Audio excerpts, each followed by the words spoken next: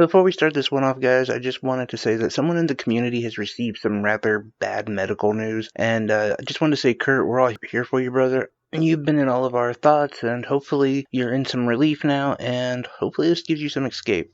What is up, you amazing people? It is I, Nima, and today I want to talk about a game called Little Noah, Scion of Paradise. This game was shadow dropped yesterday at the Nintendo Direct Mini, and I have been playing it non-stop, essentially, for the last 24 hours, so I could give you a good, competent review on my thoughts on the game. Little Noah is a very interesting game. You play as Noah Little, the daughter of arguably the most famous and greatest alchemist out there. But you yourself are quite the alchemist with a lot of special abilities. Essentially, your ship crash landed due to a gigantic, horrible storm, and your ship is completely demolished.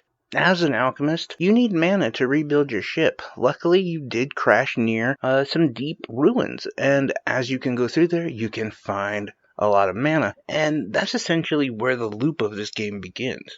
Relatively early on, you find out that not only is there a special character, a cat, who has the ability to talk and may be the result of alchemy himself, but you also find a former student, a protege of your father, who is incredibly evil and kind of the anti-you. Now, you have to essentially track him down further and further to find out the truth about your father's whereabouts. This is the entire reason why you've been searching in your ship for so long anyway, is to discover your father. I don't want to go into any more of the story because that'll kind of ruin it. But anyway, so the idea of this game, and it is totally a roguelike.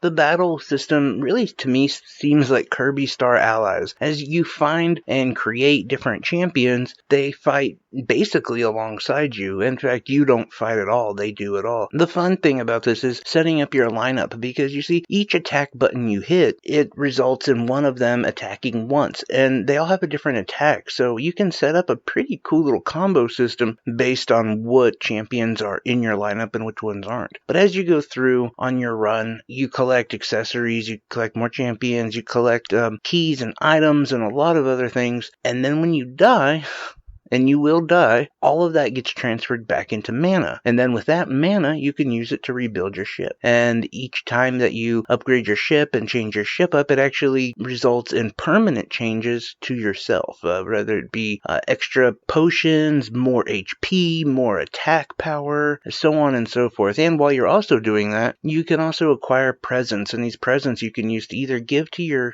cat friend, who will give you like sort of bonuses on each trip, or you can give them to your champions, and that kind of gives them like a permanent boost, whether it be like attack damage or critical hit, something of that nature. And the entire world can completely grow, and you can actually see your ship growing and getting different and adding things and helping you in many different ways. It's a pretty cool process to watch your ship grow like that. Now, the thing is all of this is pretty good, right? But there is some downside, and the downside is the fact that it is basic.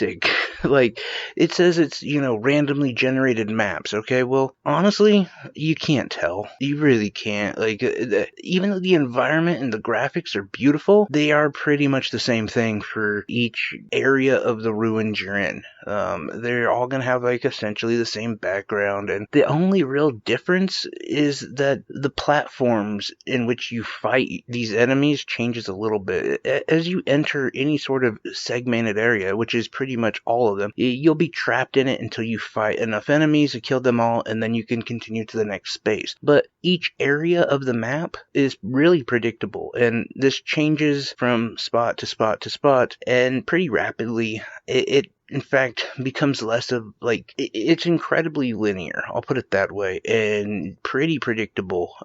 You can pretty much understand exactly where you're going after maybe just an hour of understanding it. So that is probably the downside of it, is that it's, I don't know, it gets repetitive, and the fact is you're gonna die a lot. That's kind of the name of the game. It totally is a roguelike. But at the same time, it goes from really enjoyable to kind of tedious to frustrating to fun again. And that's kind of the loop of this game as I've gone further and further and had that same experience happen over and over. I do also have to say that I enjoy the sound, the audio in this game. really good, as well as the voiceover. I enjoy the story and the plot of this game. The only thing, like I said, that I don't really like is I kind of assumed that you'd be going further in this game.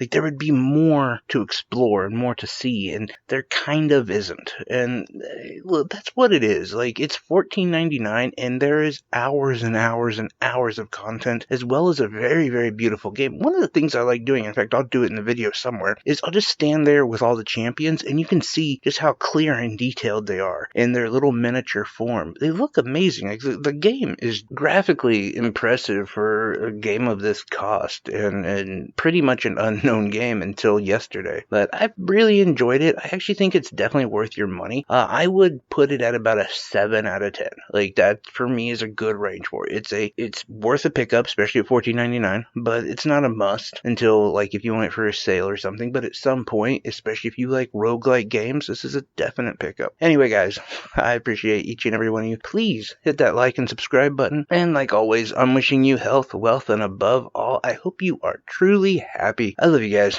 Take care.